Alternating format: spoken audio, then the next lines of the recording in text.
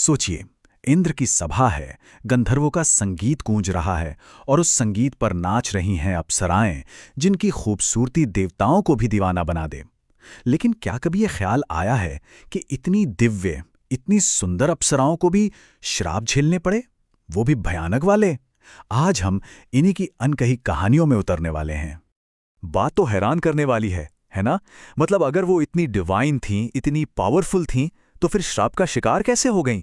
और उनकी जो खूबसूरती थी, जो एक वरदान होना चाहिए था, वो उनके लिए एक टेस्ट, एक परीक्षा कैसे बन गई? तो इन्हीं सवालों के जवाब ढूंढने के लिए चलिए इन कहानियों की गहराइयों में उतरते हैं। हम देखेंगे कि कैसे खूबसूरती की एक बहुत भारी कीमत चुकानी पड़ी। फिर बात करेंगे उर्वशी के प्राइड की और जानेंगे कि ऋषियों का गुस्सा कैसे एक श्राप में बदल गया। और हाँ, ये भी समझेंगे कि क्या इन श्रापों में कोई ब्लेसिंग इन डिस्गाइज थी, और आखिर में ये सब कुछ कर्म के उस अटूट नियम से कैसे जुड़ा हुआ है। तो चलिए शुरू करते हैं हमारे पहले सेक्शन से। बात यह है कि अप्सराओं की जो डिवाइन ब्यूटी थी ना, वो उनके लिए एक वरदान तो थी, पर साथ ही साथ एक बहुत बड़ा बोझ भी थी। अच्छा, महाभारत और रामायण जैसे हमारे जो ग्रंथ हैं, वो बताते हैं कि अप्सराएं स्वर्ग की शान थी। उनका नाचना, उनका सौंदर्य स्वर्ग में एक अलग ही चमक भर देता था। पर वो सिर्फ एंटरटेनमेंट के लिए नहीं थी, नहीं, वो तो देवताओं के बड़े बड़े प्लान्स का एक बहुत जरूरी हिस्सा हुआ करती थीं। लेकिन देखिए, उनकी ये खूबसूरती ना एक दो-धारी तलवार जैसी थी। एक तरफ तो ये एक डिवाइन गिफ्ट थी, पर दूसरी तरफ यही खूबसूरती उनके लिए सबसे बड़ी मुसीबत और तकलीफ की वजह भी बन जाती थी। मतलब एक ही सिक्के के दो पहलू, वरदान भी और अभिशाप भी। इस बात को ना एक कहानी से समझते हैं, और ये कहानी है सबसे फेमस अप्सरा उर्वशी और हमारे महान नायक अर्जुन की।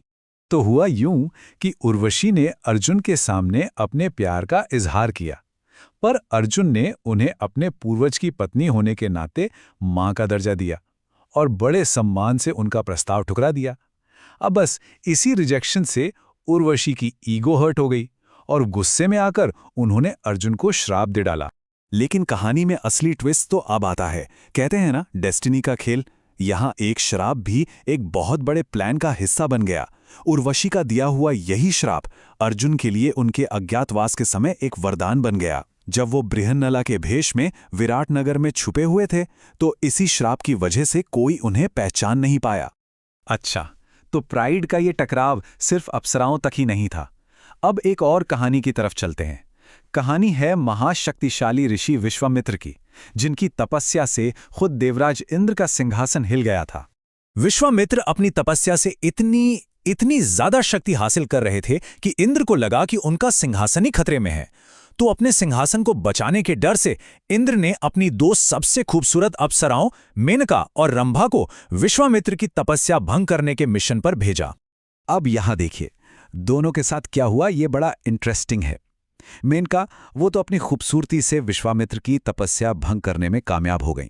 उन्हें सीधा सीधा कोई श्राप तो नहीं मिला, पर हां, उन्हें अपनी बेटी शकुंतला के साथ पृथ्वी पर रहना पड़ा और वो हमेशा एक पछतावे में रही। वहीं दूसरी तरफ थी रंभा, जो फेल हो गई और उन्हें झेलना पड़ा विश्वामित्र का भयानक गुस्सा। ऋषि ने उन्हें हजारों सालों तक पत्थर की शिला बने रहने का श्राप दे दिया। तो इन सब कहानियों का मतलब क्या निकलता है? क्या ये श्राप सिर्फ एक सजा थे, या फिर इनके पीछे कोई बहुत गहरा मकसद छुपा हुआ था? देखिए, हमारी फिलॉसफी में श्राप को सिर्फ नेगेटिव वे में नहीं देखा जाता, बल्कि इसे एक तरह से स्पिरिचुअल प्योरिफिकेशन, मतलब आत्मा की शुद्धि के जरिया माना जाता है। एक ऐसा टूल जिससे कॉस्मिक बैलेंस बना रहता है। तो अगर हम जरा गौर करें, तो हर श्राप के पीछे कुछ ना कुछ था। उर्वशी के श्राप से अर्जुन को अपने अज्ञातवास में छिपने में मदद मिली। मेनका की सजा के कारण ही शकुंतला का जन्म हुआ। और रंभा की कहानी ने यह सबक सिखाया कि एक ऋषि का क्रोध कितना विनाशकारी हो सकता है। मतलब ये सब एक बड़े डिवाइन प्लान का हिस्सा था। और ये सारी बातें हमें एक आखिरी और सबसे जरूरी प्रिंसिपल पर लाके खड़ा करती हैं, कर्म का नियम, द लॉ ऑफ कर्मा। कर्म का नियम ये सबसे ऊपर है। ये देवताओं, अप्सराओं, ऋषियों, इंसानों सब पर एक जैसा लागू होता है। कोई भी इसके असर से बच नहीं सकता। आपके कर्म ही तय करते हैं कि आपका भविष्य कैसा होगा। तो अप्सराओं की इन कहानियों से जो सबसे बड़ी सीख मिलती है, वो ये है कि खूबसूरती और ताकत अगर इनके साथ विनम्रता ना हो तो ये पतन की वजह बन सकती हैं, क्योंकि इनके बिना अहंकार पैदा होता है और अहंकार तो हमेशा नीचे ही गिराता है।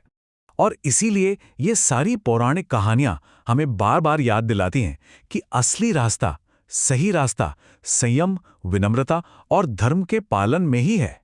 तो आखिर में एक सवाल मन में आता है, और ये सोचने वाली बात है कि अगर हर श्राप में एक सबक छिपा है, तो हमारे जीवन के जो संघर्ष हैं, जो मुश्किलें हैं, वो हमें क्या सिखाने की कोशिश कर रही हैं? इस पर जरा सोचिएगा जरूर।